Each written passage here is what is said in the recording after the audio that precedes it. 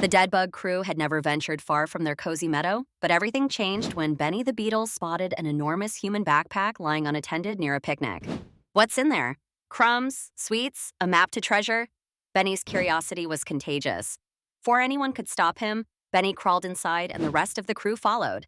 Moments later, the backpack zipped shut and they were whisked away to a place they'd only heard about in buzzing rumors: the big city.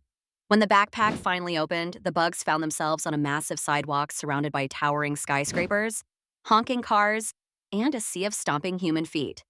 Whoa, Gary the grasshopper said, his eyes wide. This place is huge. Look at all the lights. It's terrifying, Carla the caterpillar whispered, clinging to a gum wrapper for dear life. I already missed the meadow. Don't worry, team, Benny said, puffing out his chest. This is just a bigger adventure. Let's see what the big city has to offer.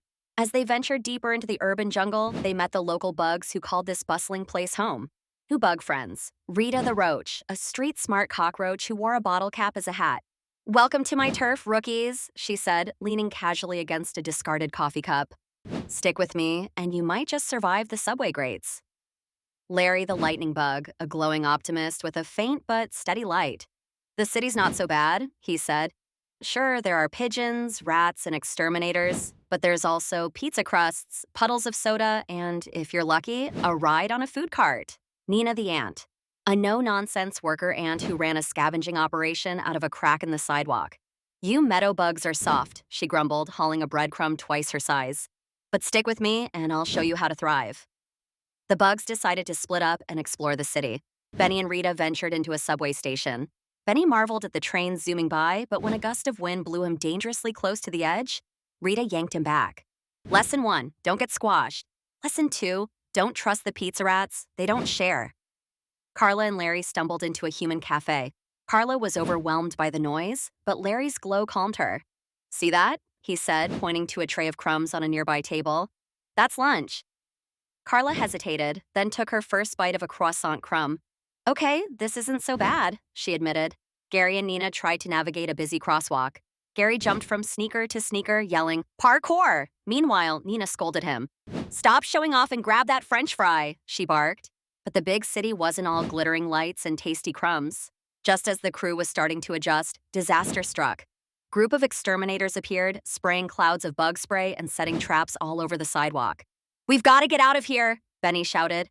Rita led them into a storm drain where they regrouped. "You can't stay out in the open," she said. "This city is full of dangers, but it's also full of escape routes. Follow me." The crew worked together to navigate the labyrinth of the city. Nina organized a breadcrumb rescue mission. Larry used his glow to guide them through dark tunnels. Gary distracted a pigeon by doing flips on a piece of trash, yelling, "Catch me if you can." In the end, they found refuge in a small park, a tiny slice of green amidst the concrete jungle. As the bugs caught their breath, Benny looked around at his team and their new friends. "This city is wild," he said, "but we've learned a lot. Teamwork, bravery, and most importantly, where to find the best crumbs." Rita tipped her bottle cap hat. "Not bad for meadow bugs," she said. Carla smiled. "It's no meadow, but it's not all bad." "Yeah," Gary added, holding up a discarded pretzel stick. "City life's got its perks." As the sun set over the skyscrapers, the bugs gathered on a patch of grass, sharing their scavenged snacks. The big city had been chaotic, but it was an adventure they'd never forget, and they'd made some lifelong friends along the way.